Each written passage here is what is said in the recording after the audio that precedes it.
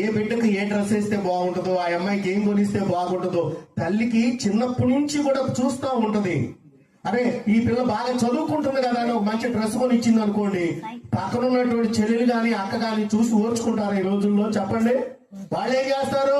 అవును నీకు ఆ కూతురు అంటే ఇష్టంలే, నేను లేదు, నువ్వు నన్ను కనలేదులే అని ఎక్కడ దొరికింది, ఏ దెబ్బలోనో లేకపోతే ఏ కుంటికాడ దొరికితే తెచ్చుకున్నాం మనం. ఆ తల్లేగా కన్నదే.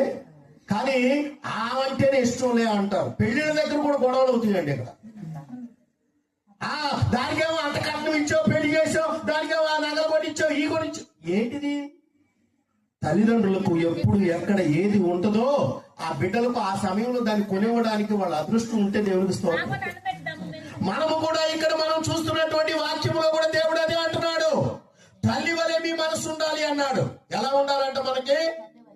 ఇప్పుడు తల్లి మీద నిందలు వేయలేదండి.